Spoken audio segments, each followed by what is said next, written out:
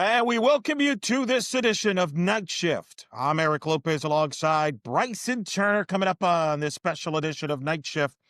We got postseason UCF sports to talk about, ladies and gentlemen. We'll talk men's soccer's improbable run, or was it improbable, winning the Sun Belt Championship and getting the automatic bid. They will host a first-round NCAA tournament game on Thursday against FAU. We'll preview that for you. Plus, women's soccer gets a win in their opening round of the NCAA tournament against Maine. They're in the second round. They'll take on Duke on Thursday. Yeah, you notice a trend. Thursday's big day. Another big day, Wednesday, UCF volleyball. One of their biggest home matches in program history when top 10 ranked Arizona State comes to town. We'll tell you about that and a unique UCF Arizona State connection in that match that you'll be intrigued by. Plus, women's basketball gets a win at home and a very, very solid cross-country big performance at the Big 12 Championship. That's all coming up on this edition of Night Shift here. Of course, you can follow us at blackgoldbanneret.com for all the latest news on UCF sports. And, of course, go follow our YouTube channel for you hear from Tiffany Roberts-Zahadak as well as Scott Calabrese. We covered it all throughout the postseason and, of course, on our social media as well. So we'll see how that goes on that. All right, Mr. Bryson Turner, let's begin. Men's soccer. It was a wild tournament. UCF was down 2-0 to Georgia Southern about a week and a half ago on a Sunday night with an RPI of 67, down 2-0. 63 minutes have been played, which means there was 27 minutes left in regulation and basically in UCF season. Clarence Alwardor would score right away after that to make it 2-1. UCF would tie it up on a Lillian Ricold goal to make it 2-2. They go to double overtime where they would win it 3-2 on a golden goal by Mr. Hansen. And off and running they were. They would knock off the regular season champions in Kentucky a few days later in Lexington to get to the championship. And then on Sunday, UCF goes to Marshall against top 15 ranked Marshall, one of the hostile environments in men's soccer, and just blitz them with a 3-1 win. Tremendous counterattacking. Lillian Ricold, who would be the Sun Belt Tournament MVP, scored 2 goals in the match. And the Knights win their first ever Sun Belt Championship and get the automatic bid. They, on Monday, found out they will be hosting FAU on Thursday. Bryson, describe the last 10 days or so for this UCF program. I think that these last 10 days have been exactly what Coach Calabrese has been looking for from the very beginning. I remember when we spoke with him right after he got off the bus to Orlando. You can find that video on the Night Shift YouTube channel. And he was just talking about how, they came together at the right time. This is the type of stuff that they've been preaching since the beginning, and now it's just all coming into focus. Marshall going on the road to Marshall is an extremely tough place to play. In fact, I believe I heard that this is their first home loss in quite a long time. As a matter, I think 23 match win streak has been snapped by the Knights there.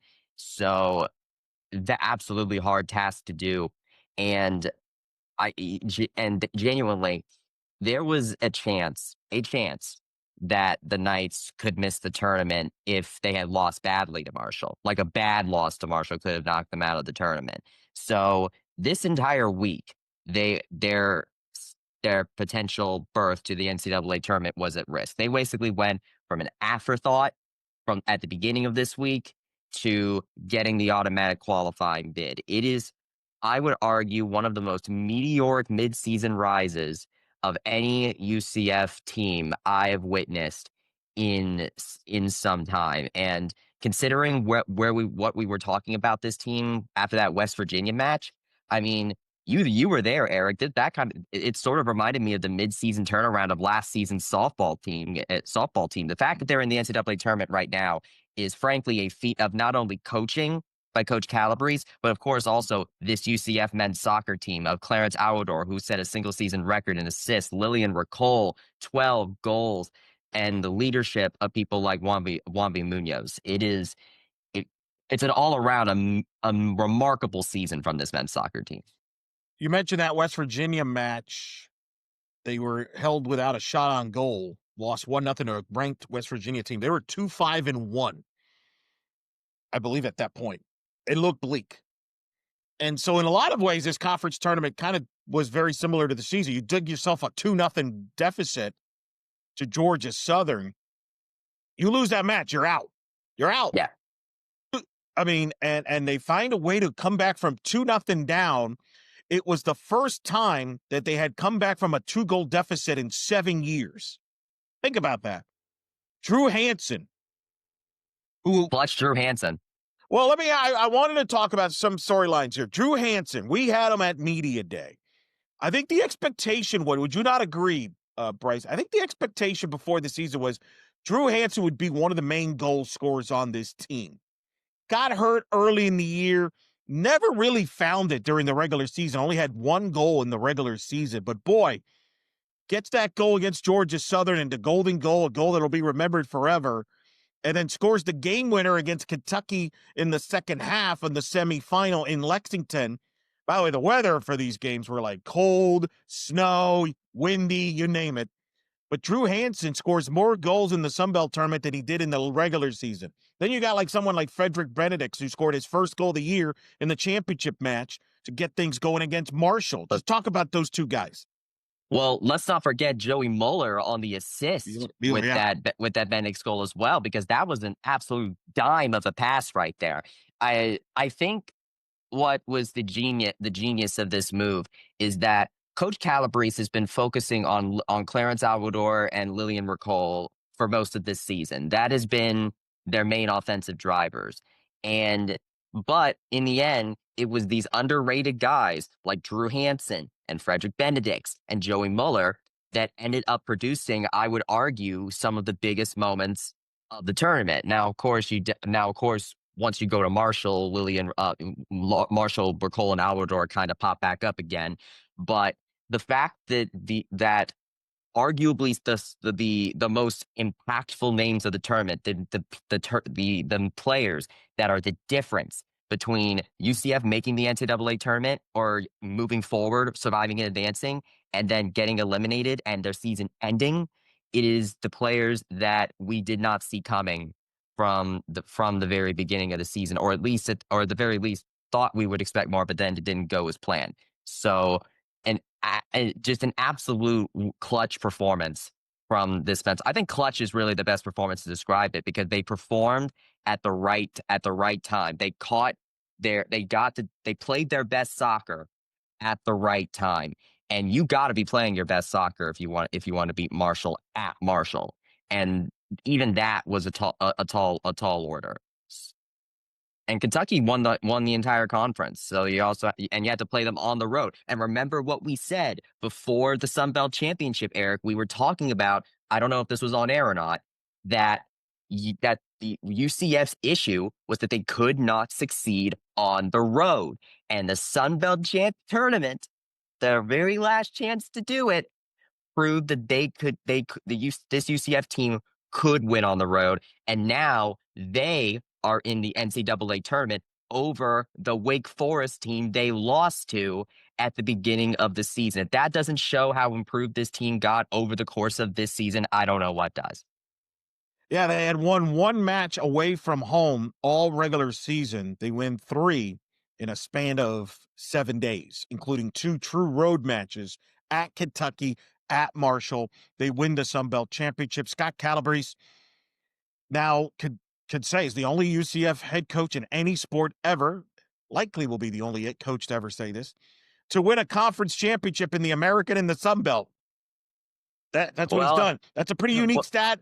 And he joins a very small list of UCF coaches that have won conference championships in multiple conferences.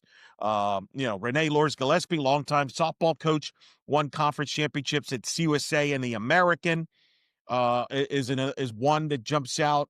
And certainly more recently, Brian Kanyeko, the women's tennis head coach, has won a conference championship in the American and the Big 12.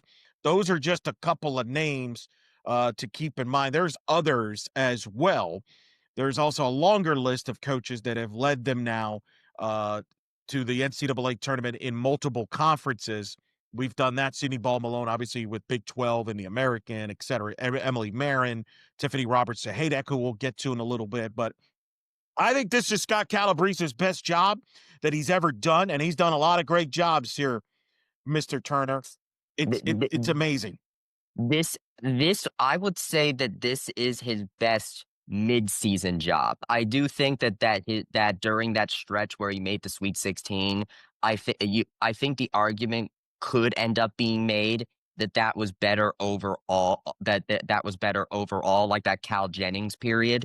But this one right here is the best job over the course of the season, because if you looked at this team at the beginning of the season, you were I think we were even doing it. We were skeptical about this team's ability to make the NCAA tournament, so they went from that to breezing through the Sun Belt tournament over the course of a season where you have to train, where you have to do a lot of things on the fly when the pressure is most on you. And I think even if this UCF team ends up not making the Sweet 16, say they beat FAU and then they go to the FAU and then go to Georgetown and then lose there, I still think this is a very successful season for UCF men's soccer, even if that happens. But given how hot this team is right now and how unpredictable the NCAA men's soccer tournament can be, just look who won the national championship last season, then anything can happen with this team in this NCAA tournament. And I'm very interested to see if they can keep this hot streak going. Put this in perspective. UCF men's soccer has now made the NCAA tournament 10 times in program history. Half of those has been during the Calabrese era. He has now also, I mentioned, won conference tournament championships in the American and the Sun Belt. That's not only to go along with 3 American Conference regular season championships, blowing away what this program has done before. Bryson, I think Scott Calabrese is already cemented as the greatest UCF men's soccer head coach of all time, based on resume. Buy or sell? Based on resume, that's a good one. That's a really good one. Now, of course, you're talking about just in terms of the men's side, because we had people coach both men and women before. So that I just want to make sure I clarify that, right? Yep. 2 Sweet 16s. Program had never made a Sweet 16 prior to his arrival. Okay, yeah, just the men, then yes, I would very much, I think, I would agree with you on that. I think in terms of resume, I think that, you know what, I'll say this.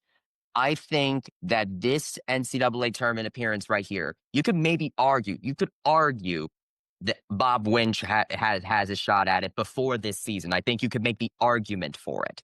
But with this season now, I think that settled that argument. With this season now, with the mid-season coaching job that he did, I think he cemented it this year in addition to the other stuff. I think it's no contest now.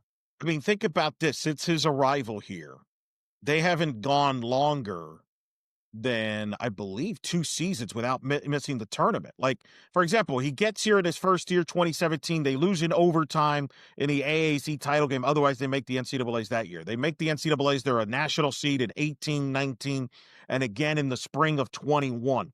They don't make the tournament in 21 and 22. Bit of a rebuild there. They go up to rank number 1 in the country in 2023, make the NCAA tournament, get upset as a national seed for the to eventual national champion Vermont a year later. Vermont won the national title last year. By the way, top seed this year in the tournaments we'll get to in a minute. And then last year just dealt with a ton of injuries, Bryson, in a year where so high expectations didn't work out. You thought, and it really felt like, Bryson, we thought, well, maybe this is more of a rebuild this year. Well, so much for the rebuild. A lot of new players. Right, 17 new players. And they're conference champions. and or he's backed into the NCAA tournament, and the trophy case gets fuller once again with that historic Sun Belt championship. Yeah, it's a testament to how good to Scott Calabrese's recruiting ability. I mean, the fact that because he brought in Clarence Amador from the transfer portal several years ago, we found Lillian Ricole from France. It, and Jem Hewlett as well. I mean, I've seen Jem Hewlett all over the place. Like he may be a true freshman, like a freshman, but he seems to be a really major locker room presence, and also he was on the Sun Belt All Freshman team. So I mean, an absolutely gem of a recruiting class for Coach Calabrese this season. Huh? See what I did there? Yeah, I saw what you did there. I think he has a strong case too now to say he's the best head coach of any UCF men's sport on campus currently, right now. Men's sport. Ooh, Lloyd Bruce Burgess might want to have a word with you on that. But okay, longevity. He's got the longevity over Burgess. Okay. So you're talking about their overall resume. Okay, I'll concede. That's a good counter, though. It's a good counter with Burgess. High expectations coming for men's tennis in the spring. That's a fun little debate on there. What on that? All right. So now UCF found out on Monday as they were boarding the plane, as he told you, Bryson. Scott Calabrese told you on Monday, they literally boarded the plane from wherever they flew out. I don't know. It was right before they boarded. So this is the story. He told us the whole story in the video you can watch on the KnightShift YouTube channel when he got off the bus. Apparently, they were part of boarding group C on the Southwest flight out of Columbus, Ohio, by the way. They had to drive to Columbus, Ohio to get the flight out. And so they ended up, that's what I heard. And they ended up watching the selection show right before they boarded, and because they were revealed so late in the broadcast in the video, they were kind of worried that they would get called to board before they would get called. Luckily, that didn't work out because people were boarding the plane at the time they were watching the show. So boarding groups A and B were both getting on while they were watching the show. That's how close it was cut. So luckily, though, they were able to find out, and then once they found out, they immediately closed the laptop that they were watching it on and got on board the plane. So it was a very rushed scenario, but I mean that's what you get when your conference tournament is like one of the last ones to finish up. Well, they benefited because the selection show was on NCAA.com. And for those that haven't watched it, NCAA selection.com selection shows are very short. They're about 20 minutes long. They're not like ESPN that drags out. So they probably caught a break there. Although I wish the selection show was on ESPN. I think it deserves it. It would be good for the sport. But nonetheless, they find out they are hosting FAU in the first round of the NCAA tournament. Now, for those that don't follow men's soccer closely, it's a 48-team field. 48 teams, not 64. Top 16 get a bye into the second round. UCF will host FAU Thursday night, 7 o'clock. It'll be on ESPN+. The winner will take on national seed Georgetown, who won the Big East tournament title. And forget their seed right now. I don't have the bracket in front of me, Bryson, but Georgetown awaits the win. 7 national seeds. So that's a strong deal. Give us your thoughts. What can you tell us about FAU, who won the American Conference Championship? They beat FIU. Congrats to FAU. By the way, this is their first ever NCAA tournament appearance in men's soccer, first conference championship for FAU in men's soccer as well. What do they bring to the table here for UCF on Thursday night? So FAU finished 33rd in the RPI. By the way, we mentioned 2022 earlier when the team was rebuilding. This is the first time since that 2022 season that the Knights will play the Owls and So I'm sure they're very interested in getting them back after that one. But as far as the Owls go and their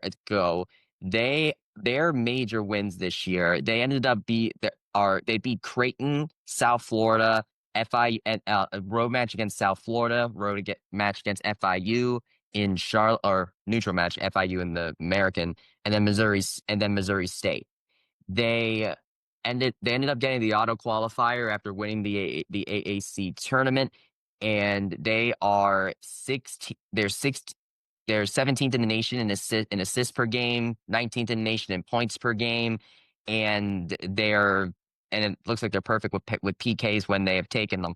So this is a this is an FAU team, and there you go, tied for 27th in the nation in scoring offense. So this is an FAU team that will really test you on offense. So this is definitely this will be something I think Juanpi Munoz will definitely want to watch for on that one. Though of course he was there in 2022, if I remember, when they faced them the first time, and he'll have a lot more experience to back him up on that one.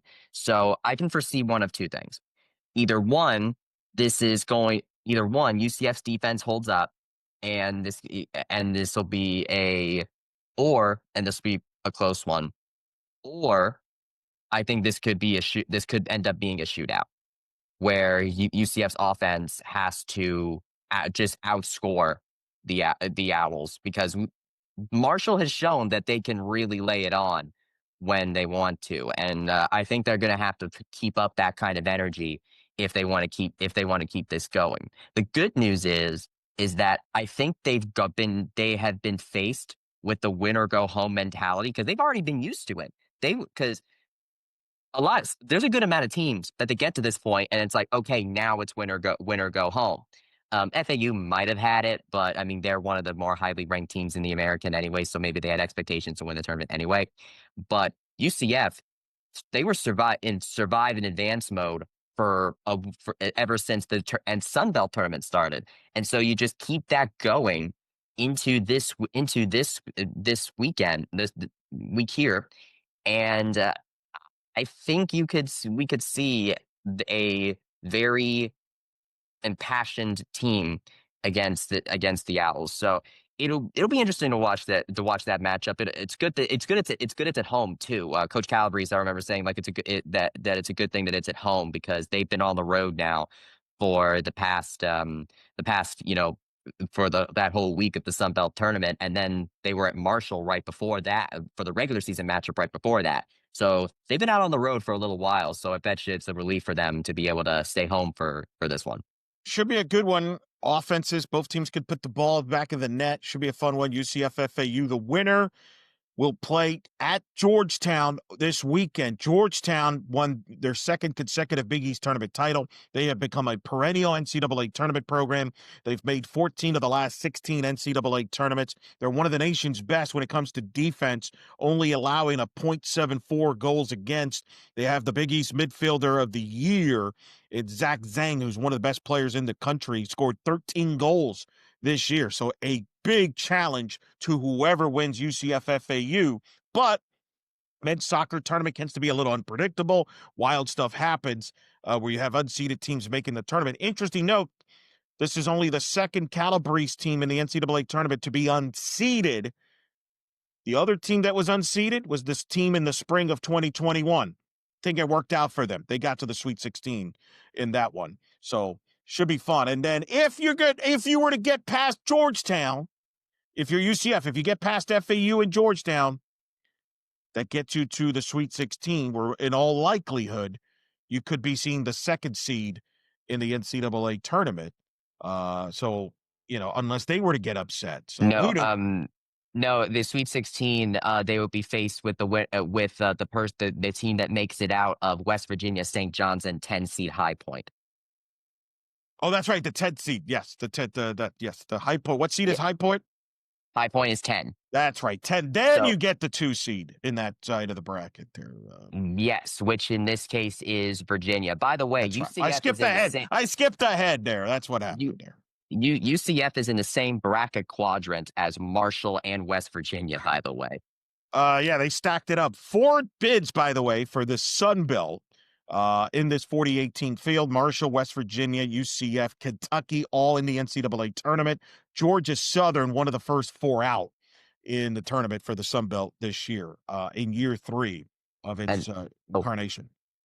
And the fact that Georgia Southern did not make this tournament and UCF did, now UCF did, granted UCF got in via AQ, but it's a testament to the schedule strength of UCF. Coach Calabrese scheduled very, very tough from the very beginning. And sure, he lost all of them, but it prepared him for this moment at the end when things really mattered and they got the wins when it mattered. Georgia Southern in the end, they weren't expecting to be as good as they were. It was a softer not conference schedule, and unfortunately, they ended up losing the games that really did matter at the end, which were against UCF. They lost 3-0 to UCF in the regular season, and then of course they got eliminated in the Sun Belt tournament right away, which of course eliminated them from potentially increasing their reputation by going up against Kentucky. So It's to be a fun. It's an exciting time, to say the least. Seventh time, by the way, UCF men's soccer and women's soccer both make the NCAA tournament in the same year. They're one of only 15 schools in the country that both the men and the women are in the NCAA tournament. How about that? first time since both Coach Tiffany Roberts-Zahadak and Scott Calabrese were here that they've done it together. Last time it happened was 2011, Been a while. and I in talking to both coaches the day we're recording this on Tuesday, November 18th. We spoke to Coach Tiff this morning at the right before we talked to the football coordinators. I asked her, and then I asked Calabrese yesterday about what it was like to do that, because these two have a history together, like because Calabrese coached her back then, and Coach Tiff even told us that apparently her husband Tim and Scott and Calabrese have some history together as well. So the fact that these two are as close as they are, these two soccer programs are as close as they are, and they haven't made the NCAA tournament, despite the fact that they've both been at the helm at the same time for 9 years. Calabrese has been here for 9 years. Tiff has been here a little bit longer, but 9 years with the both of them on campus, and this is the first time that they both made the tournament together is quite a long time. But it's definitely something you can tell is very happy. Is a very happy moment for the both of them. Speaking of Coach Zahadak, you mentioned women's soccer defeated Maine in the first round of the NCAA tournament on Friday night at UCF, 2-0 the final, in front of what we believe is the seventh largest crowd for a UCF women's soccer game ever, the largest crowd for a UCF NCAA tournament hosting match in this modern era. There was a couple of more people that were at the 1982 national championship match between UCF and North Carolina back in that era. A little different era back then, so take it for what it's worth. But only two more people were at that game than in the one on Friday night, which is kind of wild. Full circle moment. But a huge crowd, great crowd on a cold Friday night. UCF a little tentative out in the first half, but got an early goal and then put one in the second half to win 2-0. They will take on Duke. The Blue Devils are the host team. That'll be Thursday night. Duke is a 2 seed. The way the women's soccer seeds the tournament's different than the men. They kind of go based on quadrants 1 through 8. So Duke is the 2 seed in this particular portion of the quadrant.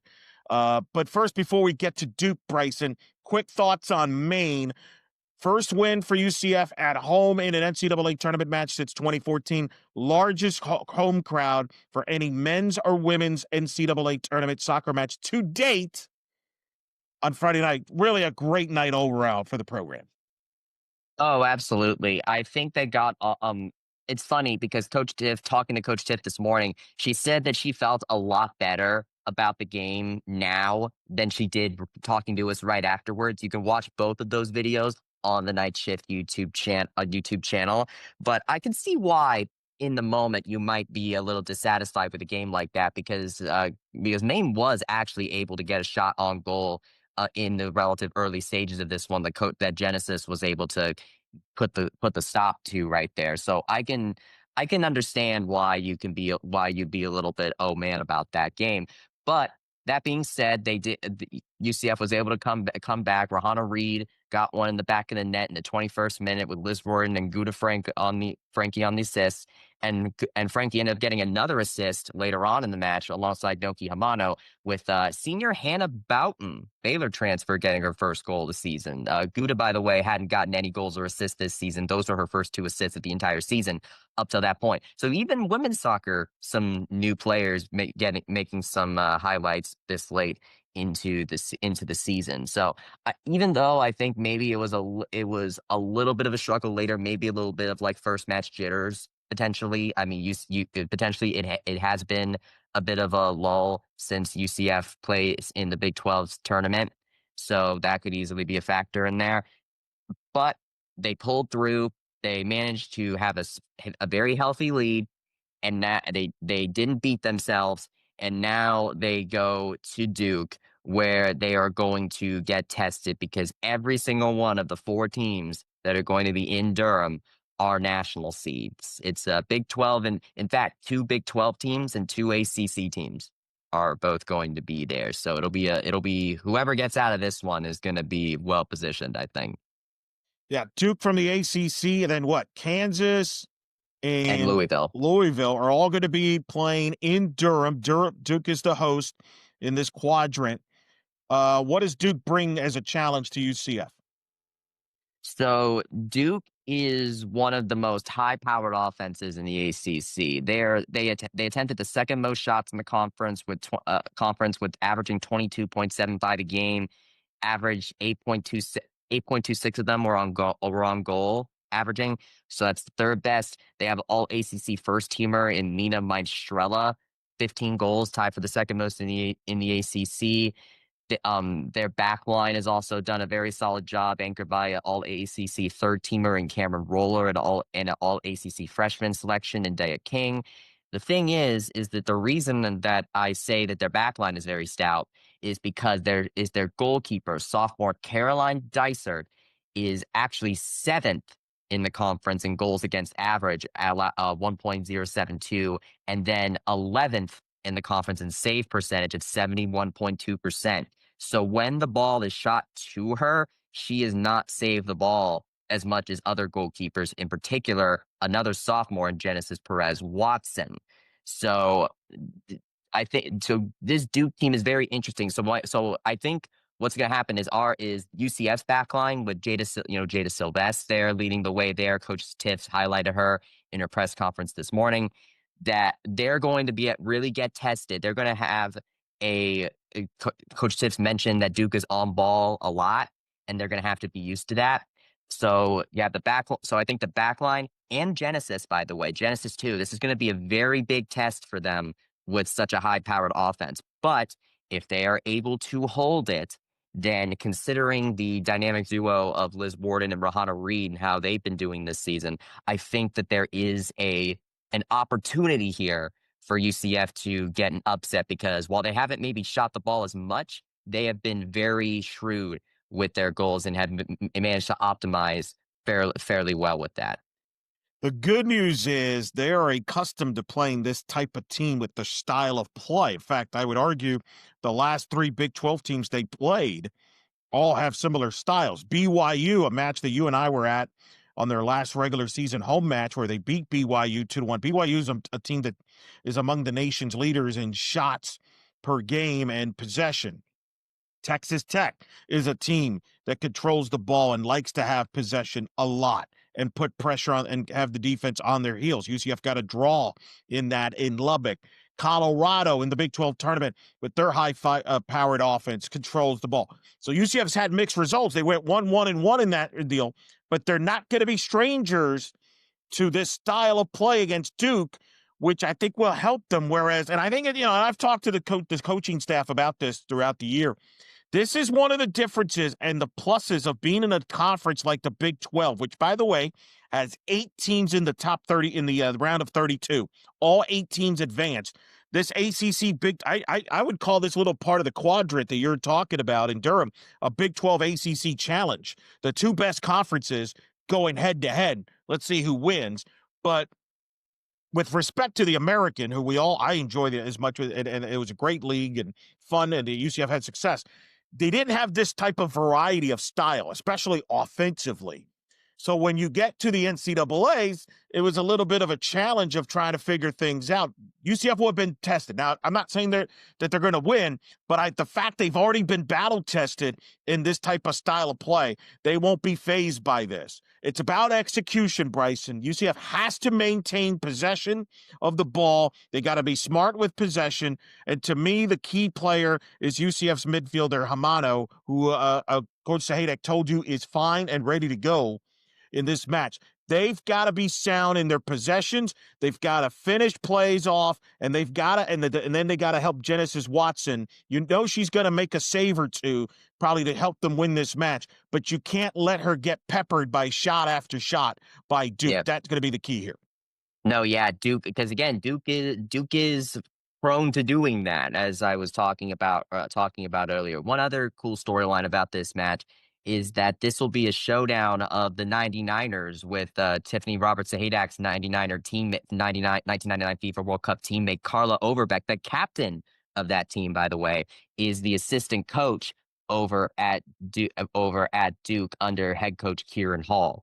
So that'll be a cool little meeting right there as they face each other on the court. Tiff seems to be pretty excited to do that. So that'll be a fun little storyline to watch there as well. And the Sahadaks are quite familiar with Tobacco Road, of course, playing at North Carolina Duke, the big rivalry. Remember, UCF 3 years ago was in Raleigh when they beat NC State by penalty kicks in 2022. Don't be surprised if this comes down to penalty kicks as well. Yeah.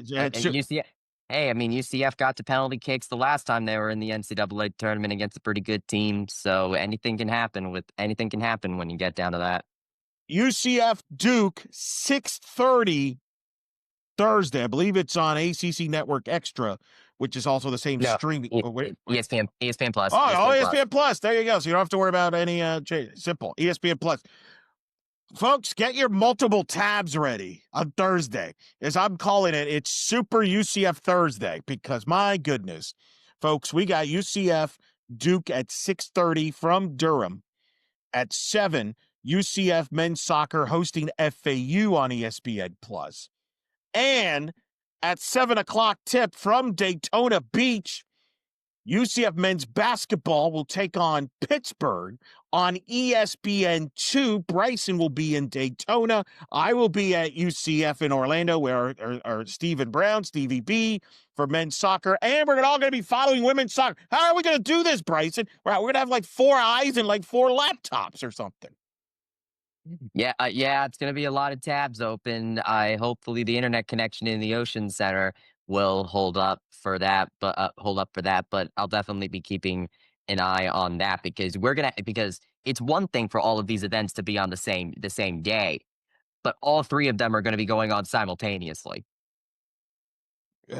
No doubt on that. And blackandgoldbanneret.com will be home. We're going to have coverage of all those sporting events, which is going to be absolutely, yes. And my coverage from men's basketball will be with at UCF Knights on SI. So be sure to follow that for my football and men's basketball coverage over there. Should be a lot of fun there. We'll talk a little hoops here at the end of the show. Let's move on to volleyball. Thankfully, they're not playing on Thursday, but they're gonna set the tone on Wednesday night. Huge match in the Big 12 for UCF at the venue. They are hosting top 10 ranked Arizona State, who is the reigning defending Big 12 champions, looking to go back to back. Last home match for UCF. UCF coming off on the road, splitting a road trip where they were swept by Cincinnati in 3 sets. Then they followed that up by sweeping West Virginia in 3 sets. UCF has 3 matches left in the season, Bryson. Where do we stand with volleyball? Well, UCF currently is on the outside looking in with the NCAA tournament. They're 63rd in the RPI standings at the minute, so that's definitely sitting right there on the outside looking in. However, their last 3 matches of the season are against teams that if you beat, you can really improve your resume by doing that. Arizona State is number 3. They have Kansas at number 13. And then they have, let me see I'm blank there. Kansas State, who is 29. So any wins against any of those teams and will help improve your resume quite a bit. I think if you get 2 out of 3 of those, you're able to get yourself into the bubble conversation. It could still maybe go either way, but if you can win all 3, which is a big ask for UCF given how inconsistent they've been this season, where this is the same team that lost to 161 Texas Tech and Brown in the Ivy League, but also is the team that beat BYU, who's 24th in the RPI right now, and then and Iowa State, who's 20. So it's going to be a big ask, but if you're able to win all three of these games, which means you're stringing together 4 wins, then I think that could be enough to show the committee, hey, we're more consistent now. We deserve a spot in the NCAA tournament. It stinks that a win against Arizona State alone won't be enough to get the cushion you need, I would think.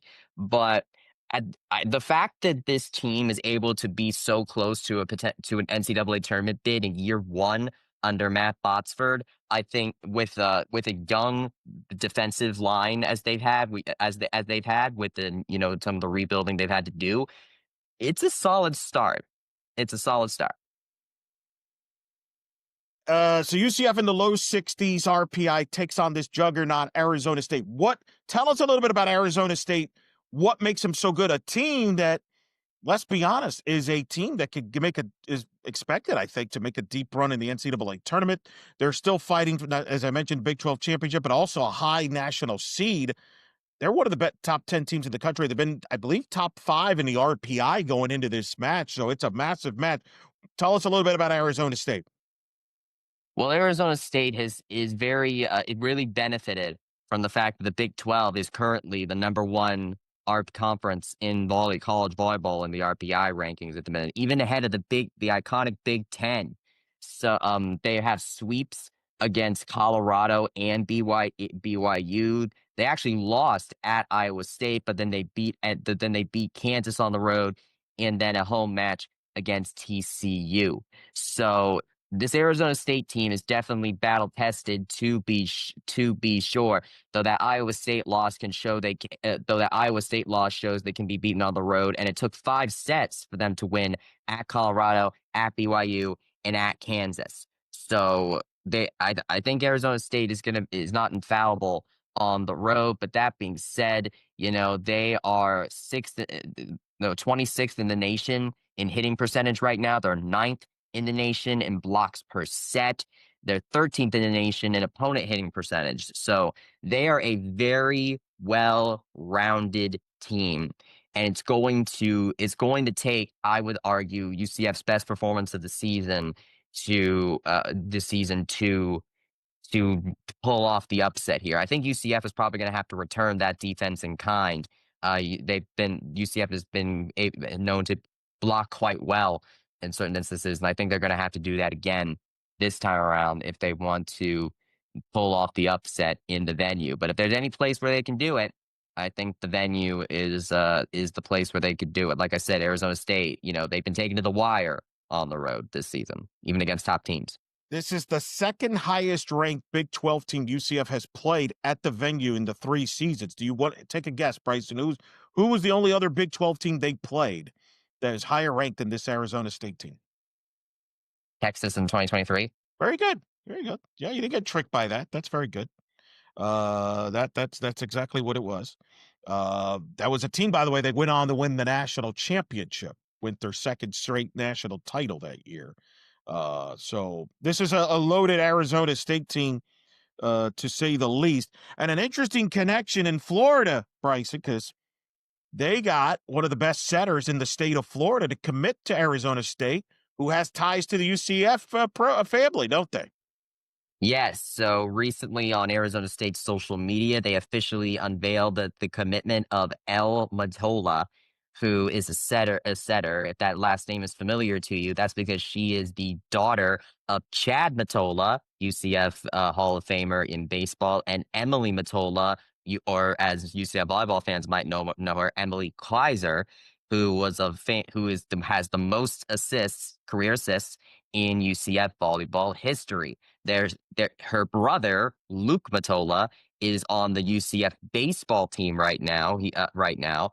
And now the Matola parents have another child playing a D1 varsity sport. This one though is going to be going to a different Big 12 school, which I mean, I can kind of understand if you were to look at Abby Shomers at UCF, I would be like, oh man, I'm not going to get some playing time. I might want to look and see what other programs they have. And hey, you could do worse than Arizona State, who is currently one of the top volleyball programs in the country right now. So I can't blame McL for choosing Arizona State right there. They've been a very good program these past few years. They've taken the Big 12. They've really taken control of the Big 12 so far. But it'll be interesting to see this this very UCF centered family have a daughter going to another Big 12 school. That will certainly be interesting. Listen, I mean, right? JJ Van Neal has done a heck of a job rebuilding this Arizona State program to a power, along their associate head coach Ellen Andrews, who's one of the top recruiters in volleyball. So I certainly understandable.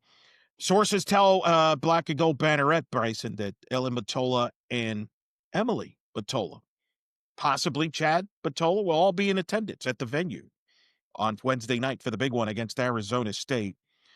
Should be a lot of fun. Interesting to see a couple of names to watch. Bailey Miller for Arizona State up front, as well as Naomi Glover. Those are a couple players there that are big forces offensively for them, over 300, as well as Tatum Parrott. They're going to have many Big 12 all-selection players as well. I think for the Knights to pull the upset, though, we were there, Bryson. Actually, it was actually me and Cassidy that were there. You came at the end where UCF upset Iowa State. UCF played their best match, arguably, of the season at that match. Iowa State, I thought, was flat in that match. Arizona State, it's a cross-country flight. Do they come out a little flat? Can UCF jump on them early in the first set, Bryson? Those are some things to watch on Wednesday. Oh, yes, absolutely. I think the other major thing you're going to have to watch for, make sure you watch for, is limit errors. UCF had just 11 attack errors in that Iowa State matchup, while Iowa State got 18. The UCF, for how aggressive with service they've been this year, they didn't get a single service ace in that win against Iowa State, but they also limited their service errors. They had 8 of them, but it wasn't a runaway amount of times, given how aggressive they are with the serve. They also got the block advantage as well, getting 10 blocks to Iowa State's 6. So honestly, I think the biggest thing is you really want to keep those errors down. I think that's been the difference, honestly, with UCF this season. Is when the errors have gotten out of control, that's when they've kind of gotten themselves into trouble. In fact, they were in trouble with that against BYU, but they were able to overcome that because BYU was also doing a lot of errors, just in different categories. So it'll be interesting to see if this UCF team is able to keep the momentum going. They split their last week. Last week they got swept by Cincinnati in Cincinnati, but then went into Morgantown and swept West Virginia. Okay. And so it'll be interesting to see what they do against the top 10 team like Arizona State. It's Wicked night, by the way, in the venue, with the movie Wicked for Good coming out this week. So I would not be surprised if there's going to be some show tunes being played on the loudspeaker this time. Well, it's funny you bring that up. I had just finished recording for my other job I have, Hat I Wear, and In the Circle podcast, softball podcast. I'm doing American Conference Media Days.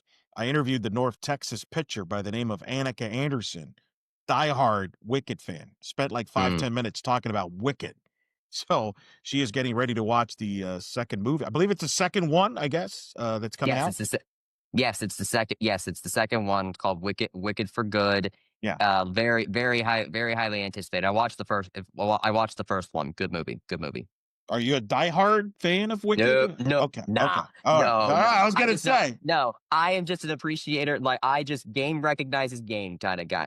She loved it. Like, she was more excited about talking about Wicked than she was talking softball. Like, she was very low key on the softball question. Then once we got Wicked, man, she got all excited. So that should be fun atmosphere. 6:00 at the venue. Last home regular season match for UCF. Again, they go on the road after this. They play at Kansas State to finish the regular season.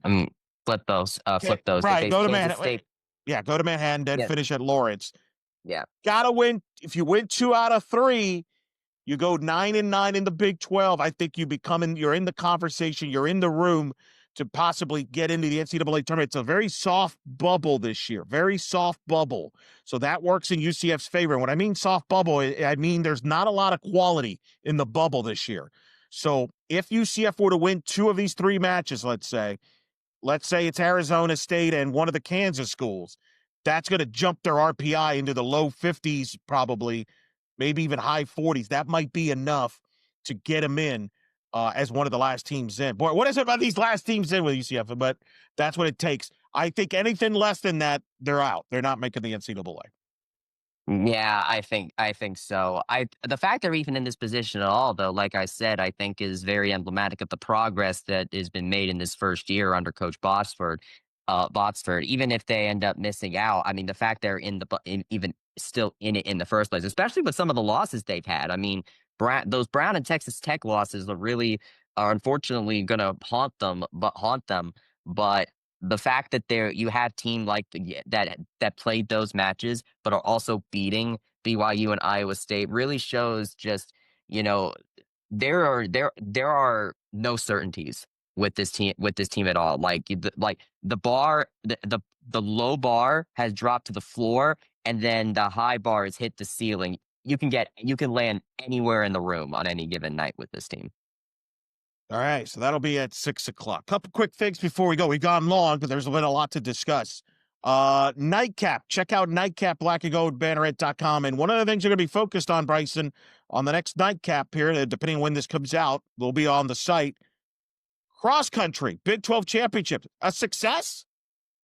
Big 12 championship, no, it's the NCAA South Regional that is the big success. They just wrapped up their season with that tournament right there. They finished 13th in that race, which might not sound a lot to you, but this is actually the highest finish that UCF has had as a team in that race since 2004. So UCF is not exactly a cross country, not exactly a distance running school. So the fact that they finished in 13th right there, high mark for them. And also of note is who they had racing in this one. No sign of seniors Isabella Richardson or Penelope Sosa. These were mostly sophomores that were racing this race. There was the notable exception of walk-on Bailey McLean, who's a senior, who's closed out her cross-country career with a personal best. Well done for her. But of course, leading the charge, Louisville transfer Alexandra Raquette finished 41st overall, which is the highest finish a UCF Knight has gotten in this event since Anne-Marie Blaney, UCF Hall of Famer, won it in 2016. She got 2020 with a 2029.282. That is the fourth, I want to say. I believe it's the fourth or fifth fastest 6K time in program history, and she's a sophomore. So while this is, it's not top 10, they're not setting the world on fire with this, but given that UCF is not a distance school, I think Coach Harmon is seemingly building something here, and the fact that a best result in program history happened when you were racing a majority sophomores, I think is a good sign to see. I think it's also a good sign when it comes to track and field, because remember, if in the Big 12 to succeed in track and field, you've got to be diverse, and you got to be able to build up your distance core. You got to build up your jumping core. And I think this cross country season showcases how Coach Harmon has been, working on that distance group. I should have said post Big 12 championship. That I forgot to mention the word post Big 12, because obviously, because you were pleased with their performance at the Big 12. They did all right. They did all right in the Big 12 championship. I mean, the problem is the Big 12 is like one of the best for conferences in distance running. Isabella Richardson, ended up not really, she did run in it, but didn't finish like I thought. And then, BYU, it's 12th, I think. So BYU, they didn't really improve off of their last few finishes. That's kind of the region where they kind of were in previous years.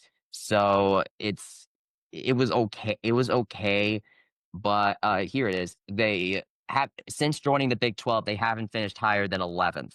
So this was 11th, 12th last year, and then 12th again this year. So it, it's on the it's expectation. They did what they did before, but the fact that they bounced back from that to do something promising like this in the NCAA regional, I think is a promising sign that there could be improvements to follow.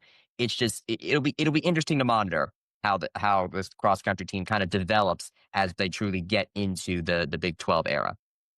All right, quickly moving over to basketball. Men's basketball, by the way, we'll mention them. They beat Oakland Monday night. Tight game, 87-83. Don't be surprised. If you follow college basketball very closely, Oakland is one of those programs from the Horizon League that makes noise come March. They, in fact, asked John Calipari because he ended John Calipari's run at Kentucky 2 years ago. They won it, upsetting them in the opening round of the NCAA tournament. Different team this year, but their coach is one of the has been there forever.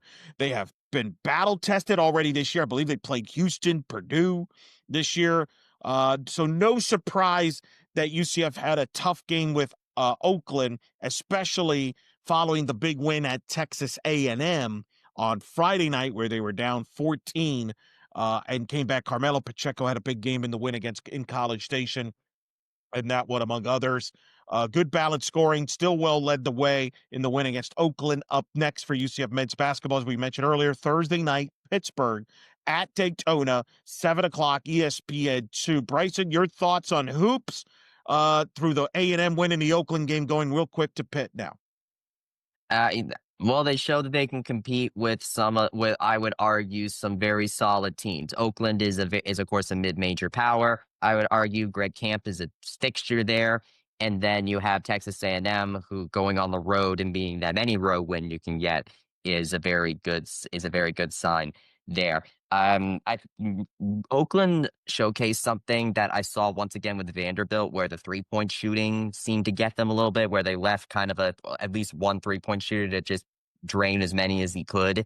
So that's definitely something to kind of look at.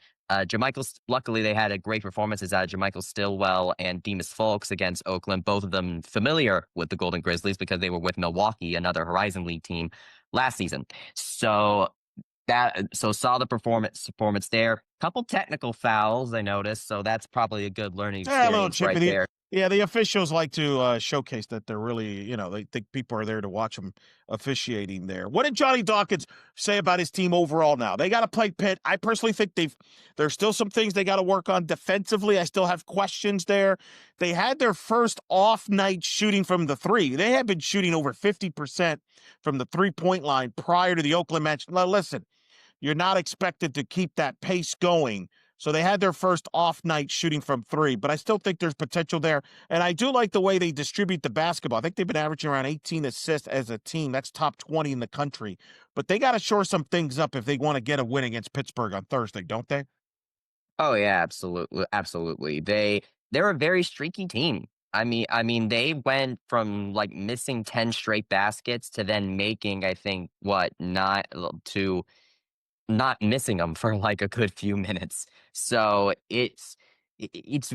when you're I know Johnny Dawkins might counter that with well, streaks are part of the game of basketball, and I'd be like, yeah, they are, but there's a difference between a streak of maybe missing 3 and then making 4 versus missing 10 and then making 10 or something like that. It's a bit of a difference in that type of thing.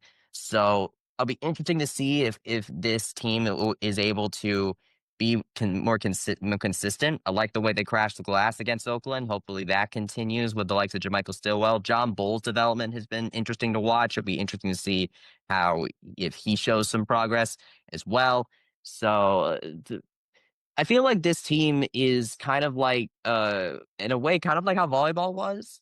I feel like, where there's jury's been a little bit out because, because of a certain new factor that's in there. In volleyball's case, it was a new head coach. In basketball's case, it's a new team. So it'll be interesting to watch how they tackle another power conference opponent, because getting a win on a neutral site match like that against Pittsburgh will definitely help UCF's resume because the Big 12 is definitely not going to be taking them lightly this time. Battle of Duke head coaches. Coach Capel at Pitt, Jeff Capel, and of course Johnny Dawkins. Should be a good one, 7 o'clock. If they can win this Pitt game, this will be a huge, huge success here with this streak with beating A&M. I want to caution everybody on A&M. A&M, I think, is going to be down this year. I don't think they're an NCAA tournament team year one of Bucky McMillan. So let's not get carried away with the win, but it's a good win nonetheless on the road. I think it's a confidence booster for them moving forward. And again, I think Oakland, I said it on social media, that was a trap game written all over it, and they found a way to win a trap game against Oakland. So I think it's all positive from that standpoint. Oakland coming into UCF, the game before Oakland got their first win against an NAI school, Defiance College. But before that, they had to play a Houston and Purdue. They were the top 2 ranked teams in the AP poll. Both of them, by the way, were ranked number 1 at the time they faced Oakland. So Oakland ended up having to play the number 1 team in the nation back to back. And oh yeah, they lost to only one of those to Purdue by 10. So they were tied at halftime. They were tied at halftime against Purdue too in that game. So I'm telling you, this is a game where if you're not a college basketball fan, you're going to be dismissive and critical, whatever. If you follow the sport, if you're a real fan, you know that's quality. That's a good win. I don't take that win for granted. I don't care the margin of victory on that. Lastly, women's basketball Tuesday morning. Yes, you heard me. A Tuesday morning, 11 a.m. Get back on track, Bryson. They beat FIU by double digits following a disappointing loss a week earlier against Charlotte at home. Real quick, give me a sentence or two on women's hoops. Well, they had a breakout game from freshman Samari Bankhead going 4-9 from the floor with 13 points there. FIU managed to hang on a bit during the first half, but UCF was able to lock down the third quarter, winning that quarter 22-10. Jacoria Bracey ended up really catching hot hand in the second half, going in the second half alone, going 5 of 6 from the floor, 12 points. Overall, a very solid game. I would say from women's basketball, a good get-right game after losing to Charlotte. Still don't really like the turnovers. UCF had 18 of them, FIU 19. That type of turnover is just, I don't know if that's going to fly when you get to Big 12 play. But luckily, UCF was just able to capitalize more on their turnovers. 22 points off of turnovers to FIU's 12. So solid from a get right after the last loss standpoint.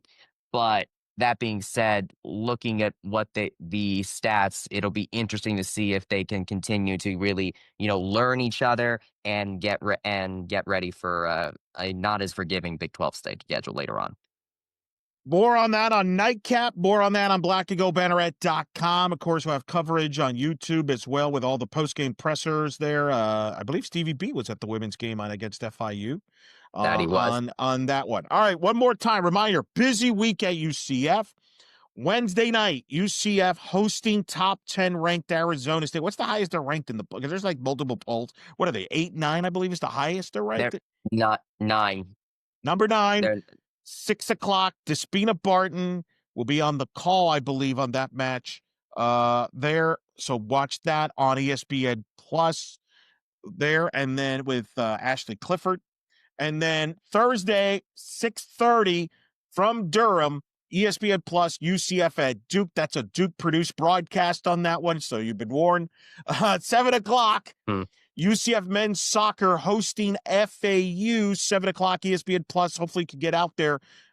Maybe set a record crowd in men's soccer. Who knows? The busiest soccer man in the Florida, possibly, might be there, I would imagine. Ryan Davis maybe will be there. Might be Evan Weston calling it. Might be Austin David. It'll be probably 2 of those 3 guys calling the match. One thing I guaranteed, Stevie B, Stephen Brown will be there in his first NCAA tournament game he's going to cover. I'll help him out there, as well as our photographer, Brianna Johnson will be there. Brianna. I'm thinking of another friend I was just talking to before the show on that. I'm all over the place. 7 o'clock, UCF, FAU. Sorry, Brianna.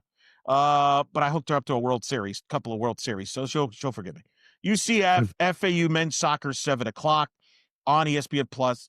And then men's basketball at the same time, 7 o'clock on ESPN2.